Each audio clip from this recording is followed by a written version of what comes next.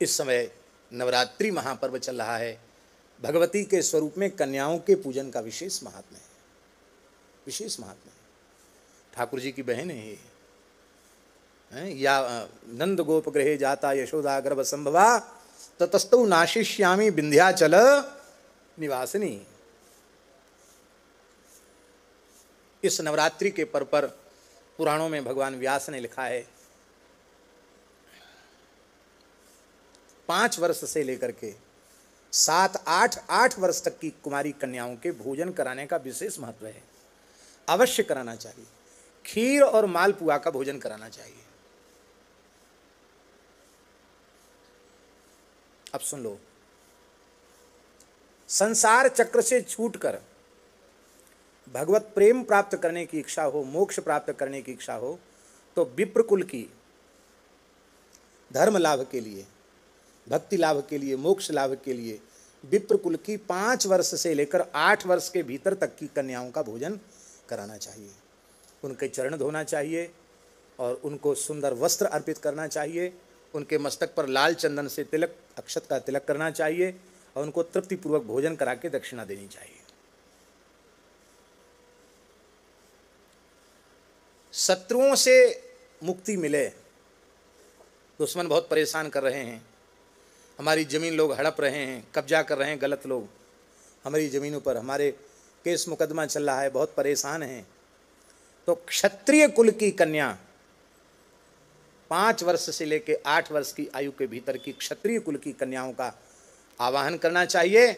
अब विधिवत उनका चरण प्रक्षालन आदि अर्पित करके और फिर उनको सुंदर खीर पुआ का भोजन कराना चाहिए। उससे आपको बल की प्राप्ति होगी, आपके शत्रुओं का पराभव होगा।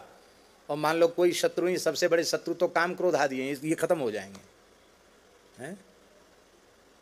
मान लो किसी के व्यापार में बहुत घाटा जा रहा है, घाटे पर घाटा, घाटे पर घाटा, कर्ज के बोझ से दब गया है, तब क्या करे, कहीं सफलता नहीं मिल रही है। तब शास्त्र में लिखा है, हम मन से नहीं करें, भगवान व्यास की ही वाणी आपको सुना रहे हैं। तो वैश्य वर्ण की कन्या 5 वर्ष से लेकर 8 वर्ष की आयु के भीतर की वैश्य जाति की कन्याओं का आवाहन करें और आवाहन करके उनके चरणों का प्रक्षालन करके उनके मस्तक पर चंदन, लाल चंदन, अक्षत अर्पित करके, वस्त्र पहना करके उनको भोजन करा के, खीर पुआ सब जगह है, खीर पुआ का भोजन करा के और उनको दक्षिणा अर्पित करनी चाहिए। इससे कर्ज उतर जाएगा और महालक्ष्मी भगवती की विशेष कृपा प्राप्त हो जाएगी। और शरीर में आधी व्याधि है, कमर का दर्द, घुटने का दर्द, यूँ परेशानी, वो परेशानी, तकलीफ है, ठीक ही नहीं हो रहे हैं, क्या करें, बड़े परेशान हैं, सुख नहीं है, दैहिक सुख नहीं है, परिवार में कलह क्लेश और अशांति बनी हुई है। तो चतुर्थ वर्ण की कन्या, शूद्र वर्ण की कन्या, इन कन्याओं को आदर पूर्वक निमंत्रित करना चाहिए और निमंत्रित करके इनके भी चरण धोना चाहिए, इनके मस्तक पर चंदन लगाना चाहिए, वस्त्र देकर सुंदर भोजन करा के भगवती का स्वरूप मानकर इनसे कष्ट निवृत्ति की प्रार्थना करनी चाहिए। महाराज, असाध्य से साध्य रोग समाप्त हो जाते हैं और परिवार का कलह क्लेश तत्काल समाप्त हो जाता है। श्रद्धापूर्वक आप करके देख लो। इसलिए भगवती ही ऐसी हैं जिनकी चारों वर्णों में पूजा होती है। विद्या समस्ता स्तव देवी वेदा स्त्रिय समस्ता सकला जगत्सु त्वयैकया पूरित मंबयी तत्काते स्तुतिस्तव्य परा परोक्ति। आज हमारे मन में ये भाव आ रहा था, सवेरे सवेरे जब सरोवर में गोता लगा रहे थे तब हमारे मन में आ रहा था कि अब हम यहाँ हैं तो कम से कम एक दिन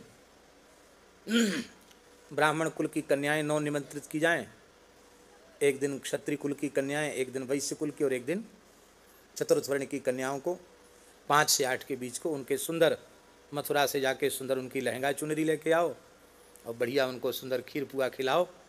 रसोई यहाँ बनी रही है और उनका सबका सर्वविध कल्याण हो, भगवान के चरणों में प्रेम हो, इस भाव से यहाँ भी एक ऐसा अनुष्ठान हो जाए तो बहुत अच्छा है।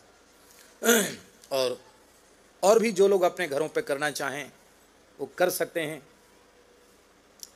आज बाबूजी को हमने कहा कि सूचित करो रुंगटा जी को, तो रुंगटा जी के लिए भी हमारे मन में आ रहा था कि 4 दिन कम से कम बरसाने में रासकुंज में तो इस प्रकार से कन्याओं का पूजन करके और उनको खीर पुआ खिलावें। कोई भी खिला सकता है, जो आप जो चाहें वो भी।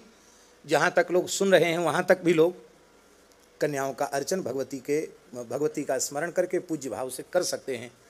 तो ऐसा आज हमारे मन में आया है, यदि संभव हो सके तो आप लोग उसकी व्यवस्था करिए। श्री वृंदावन बिहारी